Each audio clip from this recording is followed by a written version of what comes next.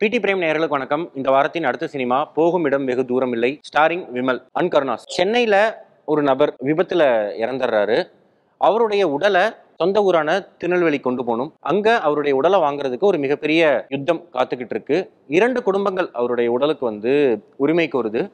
அதுல 2ஆம் குடும்பத்தில் இருக்கக்கூடிய நபர்கள் இந்த உடலை வாங்குறதுக்கான எல்லா பிளானும் ஏற்கனவே செஞ்சு வச்சிடறாங்க. அப்படிப்பட்ட ஒரு சிக்கல்ல இந்த உடலை சரியாக கொண்டு போய் சேர்த்தாரா அந்த அமர ஊர்தி டிரைவர் அப்படிங்கிறது தான் போகும் இடம் வெகு தூரம் இல்லை அப்படிங்கிற படத்துக்கான ஸ்பாய்லர் இல்லாத ஒன்லைன். நமக்கு விமல் நல்லாவே தெரியும். களவாணி டைப் படங்கள்ல நிறைய சிரிக்க வச்சிருக்கார். அதற்கு பிறகு நிறைய அப்ஸ் அண்ட் டவுன்ஸ் கேரியர் இருந்த ஒரு நபர். விலங்கு சீரீஸ்ல அவருக்கான ஒரு மிகப்பெரிய ஒரு டேர்ன் ஓவர் நடந்துச்சு. இந்த படமும் அந்த வரிசையில நிச்சயம் விமலுக்கு இடம்பெறும். ஏன்னா பாடல்கள் கிடையாது, பெரிய அளவிலான பஞ்சோ எதுவுமே கிடையாது. ஒரு அமர ஊர்தி டிரைவர், அந்த டிரைவரால என்னென்ன பெர்ஃபார்ம் பண்ண முடியும் அப்படிங்கிறது மட்டும்தான் விமலுடைய கேரக்டர் ஆர்க்காவே எழுதப்பட்டிருக்கு.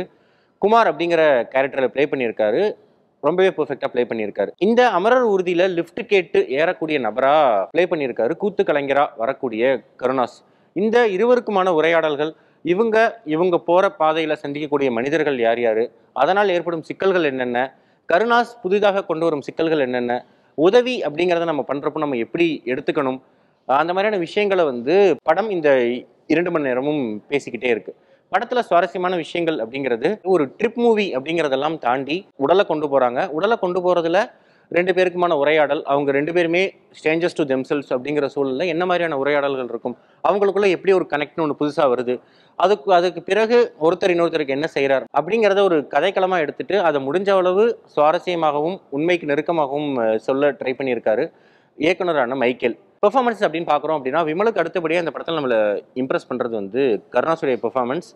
கருணாசுடைய கேரியரில் இந்த 2ஆம் கட்டம் கிட்டத்தட்ட ஆதார் அப்படிங்கிற படமாகட்டும், சூரை போட்டில் ப்ளே பண்ண அந்த ரோல் ஆகட்டும்னு அவர் இதற்கு முன்னாடி செஞ்சுக்கிட்டு இருந்த காமெடி ரோல் அப்படிங்கிறதுல மொத்தமாக விலகி ஒரு சப்போர்ட்டிங் கேரக்டர் அப்படிங்கிற இடத்துல நின்றுருக்காரு. இருந்தாலும் நிறைய இடங்கள்ல அவருக்கான அந்த காமெடி அப்படிங்கிறது அங்கங்கே எட்டி பார்க்குது. ஸ்டில் இந்த படம் அவருடைய கேரியரில் ரொம்பவே ஒரு முக்கியமான படமாக இருக்கும். ஏன்னா எமோஷனலாக அவர் சில விஷயங்கள் ரொம்ப நல்லா ட்ரை பண்ணியிருக்காரு. நம்ம எல்லாருமே சில வெள்ளந்தியான மனிதர்களை பார்ப்போம். குறிப்பாக சங்கர் பச்சான் படங்களில் இந்த மாதிரியான வெள்ளந்தி மனிதர்கள் நம்ம பார்க்க முடியும்.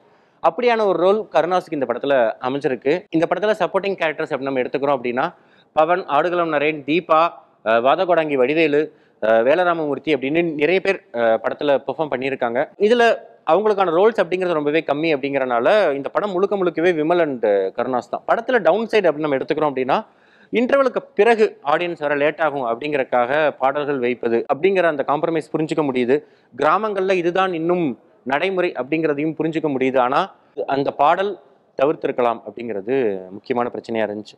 ரொம்பவே எமோஷனலான ஒரு கிளைமேக்ஸாக இருந்தாலும் நிறைய இடங்களில் ரியாலிட்டியிலிருந்து கொஞ்சம் விலகி போயிருச்சோ படம் அப்படிங்கிற ஃபீல் வர ஆரம்பிச்சிருச்சு. ஏன்னா 2 குடும்பமே ரொம்பவே ஸ்ட்ராங் அப்படிங்கிறப்போ அவங்க வெறுமனே பாயிண்ட் வரட்டும் தம்பி அப்படிங்கறக்காக காத்திருப்பாங்களா அப்படிங்கிற கேள்வி எழுது. அதுக்கான ஜஸ்டிஃபிகேஷன் அப்படிங்கிறது படத்துல பெருசா இல்லை. 3வது டவுன் சைடு சில ஆன்லைன் கேட்குறப்ப நமக்கு அவ்வளோ நல்லா இருக்கும்.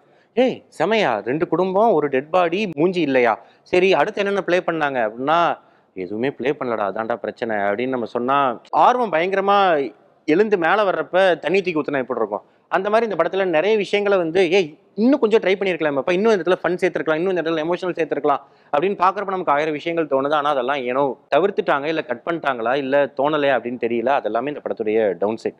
மொத்தத்தில் சொல்லணும் அப்படின்னா விமல், கருணாஸ் இருவருடைய ஆக்டிங் பெர்ஃபார்மன்ஸஸ் ரொம்ப நல்லா இருந்துச்சு. ஒரு புது கதை அப்படிங்கிற விதத்தில் போகும் இடம் வெகு தூரம் இல்லை அப்படிங்கிறது ஒரு நல்ல அட்டெம்ப்ட். இது ஒரு அட்டெம்ப்டாகவே மட்டுமே இருந்திருக்கு அப்படிங்கிறது தான் இந்த படத்தோட சோகம். நன்றி.